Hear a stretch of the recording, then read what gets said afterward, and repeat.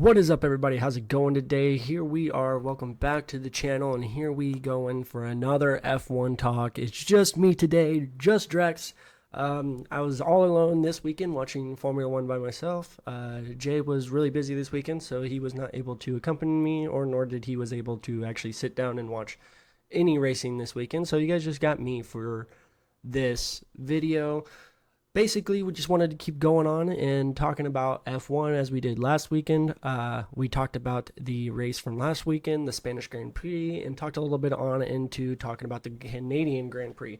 And to be honest, both of us were completely wrong on our predictions. Neither one of us had Kimi Antonelli even coming out and placing third, or even Russell taking pole position during qualifying, which was even crazy at all. But we're just going to go into this. We're going to go into a little bit of a review with everything that happened this week in Formula One. It was a really crazy-ass week here in Canada as the track was super, super dirty. There was a lot of issues with drivers being able to put out good and decent laps during practice, drivers going off course, sliding, tons of things were happening. Practicing this week in Canada was amazing. A lot of it came down to because of the forest fires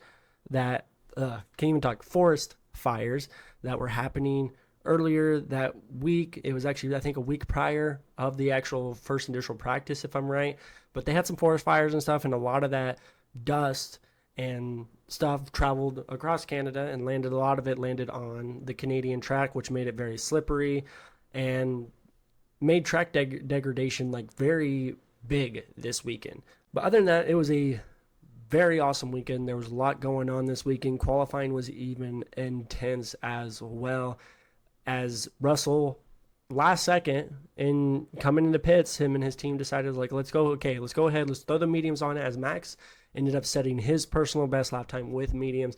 Russell and Mercedes decided to do the same thing. They threw on the mediums, and it definitely came to help as Russell ended up taking the pole position to start today's race, which was really good for him and the Mercedes team, as they have been trying to find a handle on with the car and making it fast, and especially competing against the Ferraris and the McLarens. Not just Red Bull, but they want to be able to compete against those two cars as well, as they've been proven so far this year that even the Ferrari and McLaren is faster than the Red Bull. It's just Max that is putting the Red Bull where it's at. Red Bull, personally, at this point, is probably a fourth ranked car on the grid.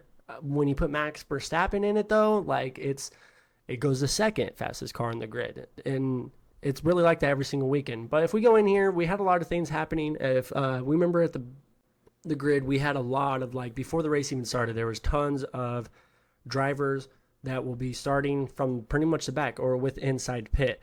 Yuki Tsunoda, he was in P11. He ended up getting a 10th-place penalty because he ended up passing Oscar Piastri under red flag conditions in practice 3.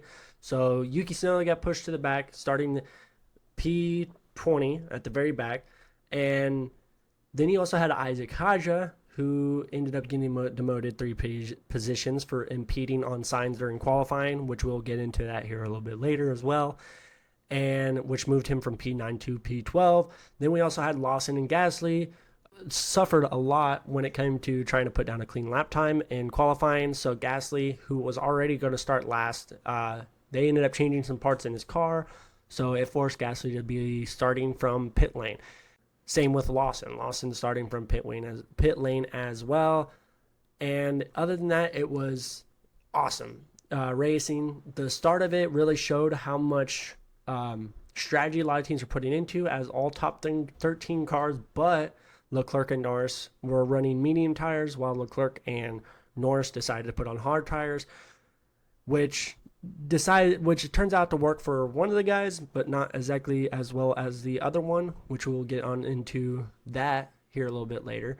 Other than that, the race, when qualifying though, there was a lot that happened during qualifying. Drivers struggling to get put down super fast times, or there was a lot of especially in qualifying 1, there was a lot of drivers just getting in the way. There was a lot of that's what happened with Sainz. It does end up going out in Q1 because of Isaac Haja impeding him on track. But other than that, Qualifying went very well. Then we go into the race. The race was insane.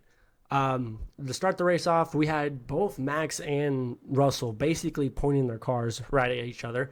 Max doesn't get the jump that he wanted to start the race off coming into turn 1. But other than that, though, Kimi Antonelli gets a crazy start, gets around Oscar Piastri, makes the pass coming into turn 3 or turn 2. Yeah, turn 3. So in turn 3, he ends up getting the pass on Piastri, and he keeps that position. The top 3 doesn't change pretty much the rest of the race, other than when you have pit stops and stuff. It changes variably.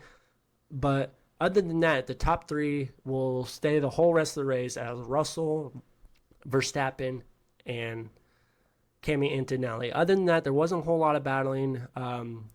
Max struggled with trying to keep grip on the tires and having power. Everyone on the track was suffering with major rear degradation when it came to this track, and a little bit on the left front.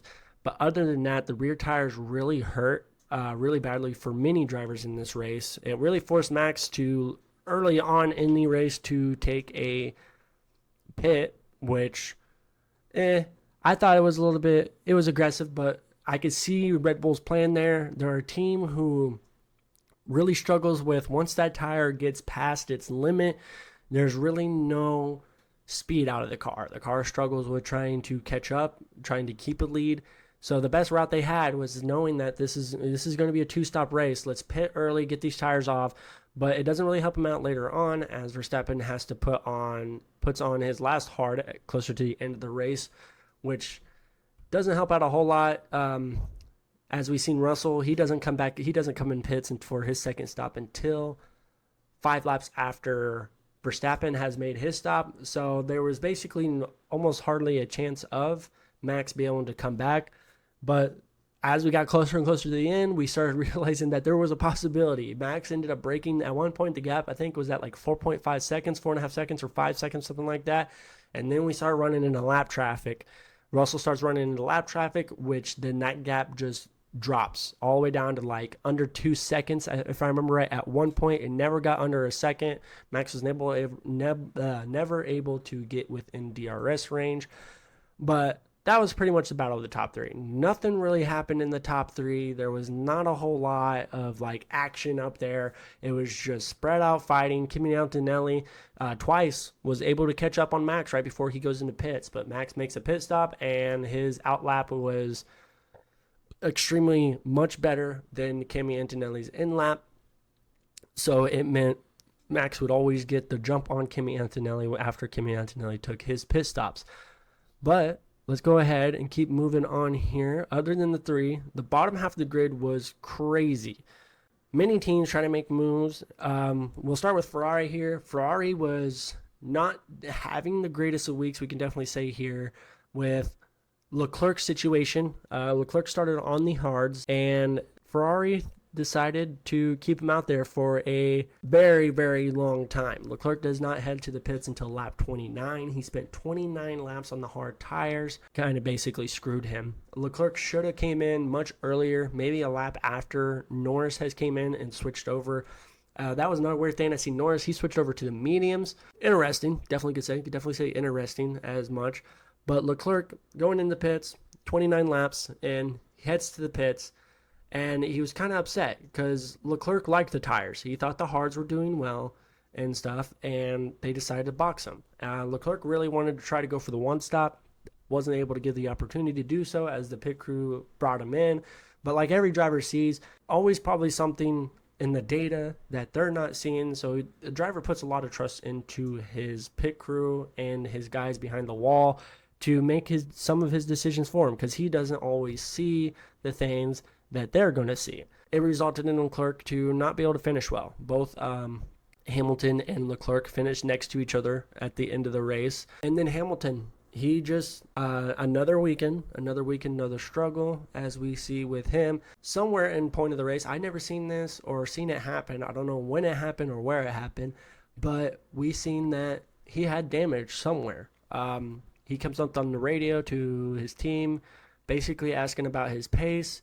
He says, I'm nowhere in this race. And Ferrari basically lets know, like, hey, for what damage we have sustained, you're running fast, you're running good. So I don't know what damage he sustained, where he sustained it at. I don't know if he maybe sustained the damage when he was in the pit box. Don't know. F1 TV really never even showed it or even gave us an inclination on what exactly happened there. But we just know that somewhere within lap 43, or not 43, but somewhere between lap 38 and forward, somewhere in there, Hamilton, he hit something. But Ferrari didn't have a great time here. Williams struggled a little bit as Albon ends up going out of the race later on with an issue with the car. Albon goes out. Then we also have a retirement with Liam Lawson. Liam Lawson ends up retiring the car for, they say, to save the PU. That's a very understandable reason to bring it in. You're already in dead last. You maybe have parts in the car that are starting to go bad. Might as well save them now and not waste any more time or even more stress on those said parts. They could really save them for later on. And then we get into the big situation here is Norris. This situation was crazy insane. As we know, Norris started back in the back with Leclerc, also on the hard tire. Norris has a great run. He making up a lot of time. Eventually, he does catch up to his teammate, and he's on the back of Piastri for a good number of laps, chasing him down. We know the McLaren, we know Norris is running, he's faster than Piastri. He has a more of a chance to even place in the podium for the team than what Oscar Piastri ever did at this certain point. Norris had the fresher tires, he was running the track a lot faster, and then we get to about the final moments of the race with about 5 laps remaining. I think it was 6 laps or 5 laps remaining, and we have contact. Norris ends up running into the back of Piastri coming down the straightaway, and it leads into his car getting, the wing gets completely ripped off the front end of the car, and he slides left into the barrier, which breaks the front left tire, and he is done for. The move was definitely out of nowhere.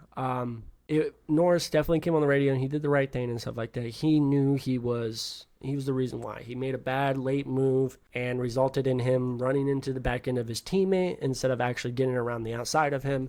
I could see what Norris was trying to go for there, and it's definitely there. He definitely had the chance, but with the late decision that he was making there and not making the decision quick enough resulted into contact. If this was turned around though, and if this didn't happen and Norris was actually able to resist the rear end contact and was able to actually get around the outside of the Piastri, this whole thing would be different. We would probably see Norris giving out arguments saying that Piastri's not leaving room. And that would have been true at that point. But when you go run into the back of your own teammate, any argument to say that they weren't giving you room or anything like that is definitely you just rubble it up in a ball and you throw it out the window. That's no longer an excuse no more when you couldn't even make the move initially. But if he did make the move and he got on the outside and he was in the grass, Norris could definitely have the argument that Piastri's not giving room on the track. And that can definitely be inclination to fight back with and have a little team meeting with. But other than that, it was a crazy, crazy race. We come into caution, and that's pretty much how the race ends. The grid stays exactly what it is. Norris wrecks, and that's the end of the race. We come across the checker flag, and George Russell takes the win. But before he even got into that, I felt like, I don't know, some of you guys can disagree with me or agree with this, but I really felt like Russell was trying to push to get Max suspended there at close to the end. As we've seen, when safety car, Russell hits the brakes like on a crazy main straight, the back main straight, the final main straight up until you get to the final 2 turns. Russell out of nowhere hits the brakes and immediately comes on radio to tell the team, like, hey, Max overtook me under safety car, which isn't allowed. They can result into penalties and other stuff like that. In my eyes, when I was watching it and stuff like that, you can clearly see that Russell looks over to the right, looking at the right rearview mirror, seeing that Max is doing his little warm-up tire and he swings right on the track. And then as Russell seen this, Russell decides to hit the brakes. To me, it seems like Russell's really trying to push super hard to try to get penalties pushed against Max here. I think it's probably a lot for me to be saying. This is just an inclination. This is just what I seen from my side when I was watching the race. I, to be honest, don't want to see anybody get penalized. To be honest, I wouldn't even like to see a racer lose their chances of racing a race because of points. But I would not like to see Max lose a point for something little like that, because in my personal eyes and stuff, I see Russell personally was in the major fault there when it came to the safety car situation. But as we've seen, FIA never did anything about it, which is really smart by them. I feel like it would just been really stupid to hand out a fine for something like that that is so little of an issue. But other than that, the race finishes out perfectly fine. Nothing really changes. Pretty interesting. Nico Hulkenberg placing within the top 10 to get himself a position in points, which is insane. Kick has really showed this year that they are here to prove that they are a fighting team, and Nico Hulkenberg is really showing to his team that, hey, this Kick car can be fast, and I'm here to show that it can be fast. Other than that, this is an amazing race weekend. It was pretty fun to watch. Fernando Alonso ended up getting a top 10 position as well, which is amazing for him and his self-esteem as well, for being a much older guy than everybody else. It's amazing to see him in the top 10 as well. Other than that, it was an awesome-ass weekend.